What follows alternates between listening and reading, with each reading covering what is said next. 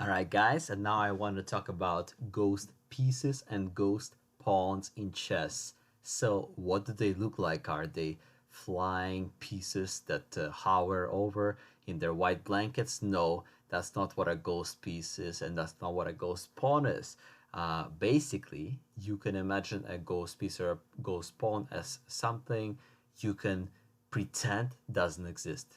So right now, White can pretend that he's not down a pawn because that pawn doesn't really count as a pawn for Black, right?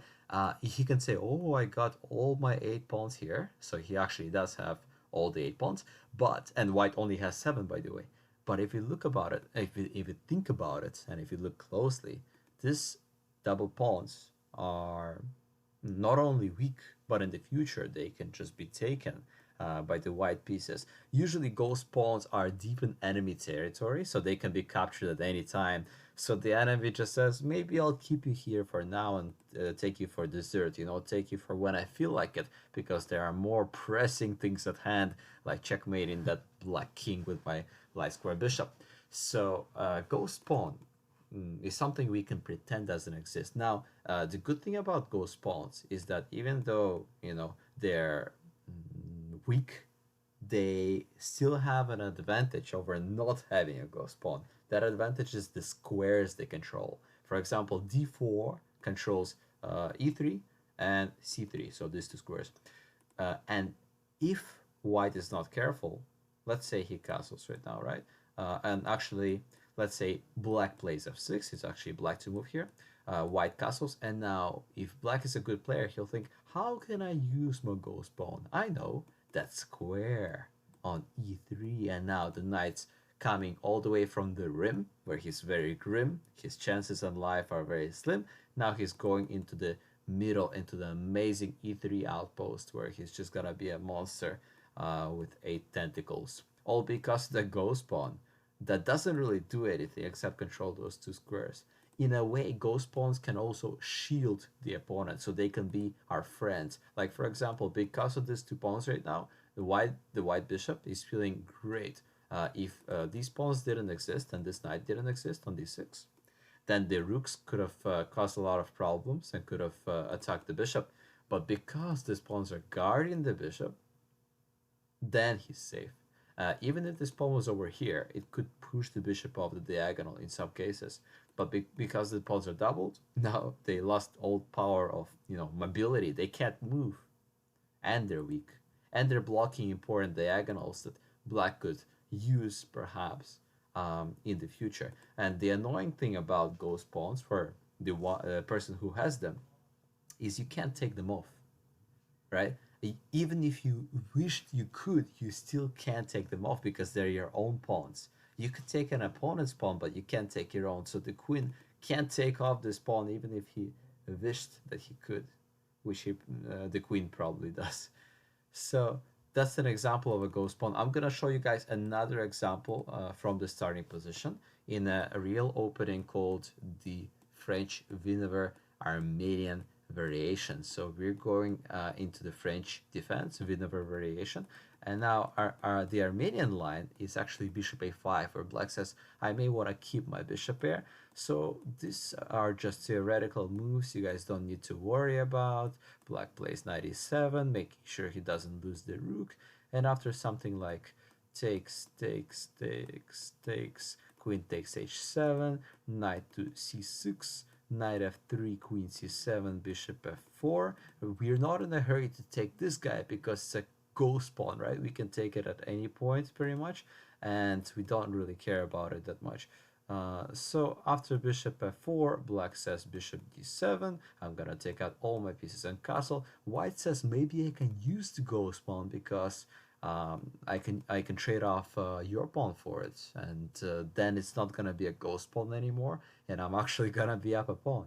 But black says, go ahead, and he invites the pawn over and puts the king to b8, which is the best use of ghost pawns in chess, when you keep the ghost pawn right in front of the head of your king. Sometimes it can be scary and the pawns can be used as nails, but usually the king is very safe as he is here, and white wishes they could take off this white pawn off the board. but they can't. And so that's why the rook is never gonna have the chance to play rook b1 and some checkmating patterns on the b file because of the b7 pawn, which is actually getting in the way. In any endgame, the black king will just come and take it and will be a hero someday because it can even go down in any endgame and take these weaknesses. But in the middle game, the b7 pawn is the king's best friend. In many pawn storm positions, you actually want an opponent's pawn to be protecting your king, and you invite it over as long as it can't do any real damage. Like if, for example, the queen could ever get here or rook could get here, then this pawn could help out in any attack. But as it is, this pawn is just black's friend. So now, guys, I want to mention ghost pieces. And what is a ghost piece? It's basically a piece that's pinned and lost all its power. So let me set up a position right now, which comes from the Italian opening, also known as the Gioco Piano.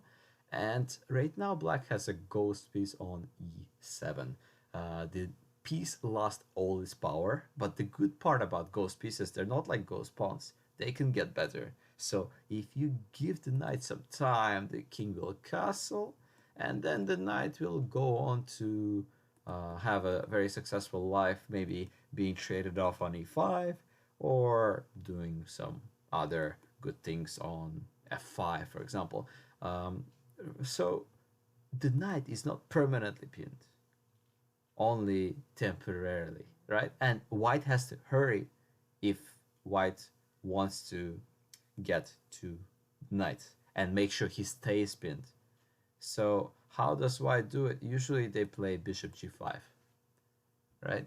And after that, as soon as possible, after the trade, or if there is no trade, then white will take. Then white will want to play queen e2 and rook e1, and put so much pressure on the ghost piece that the ghost doesn't know where to go anymore, right? And the ghost can't disappear, so you're probably gonna lose the ghost piece on e7. There is no way to protect it anymore, or you're gonna have to sacrifice a piece in order to protect your ghost piece on e7, which is basically lost. And that's actually what happens. So usually after the trade, black plays h6, white plays queen e2, black takes, and white says rook e1 because of all this pressure on the ghost piece. Another name for the ghost piece, I call it the punching bag. So it's kind of like, yeah, everybody just keeps punching at it,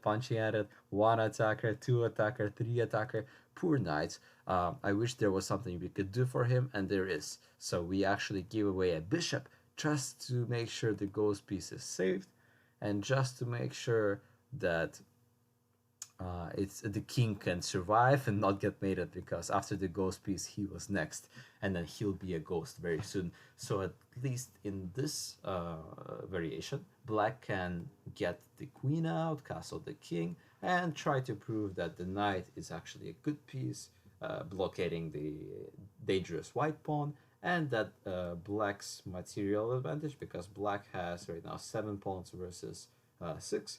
The one pawn probably on the d file is gonna be a queen someday. So that's what black is trying to prove. So guys, remember, ghost pawns and ghost pieces are things that you can pretend don't exist. You can pretend that knight didn't exist because it has no real attacking power. People think like, ooh, he's covering an important square. No, he's not covering, because I can put a queen here and he can't do anything about it. A lot of people think those squares are covered or those squares are defended, but the queen can come in anyways, and you can't do anything about it. So imagine that the knight is basically non-existent, and just find ways to attack him again and again, because he can't run away. He's stuck being pinned against the king.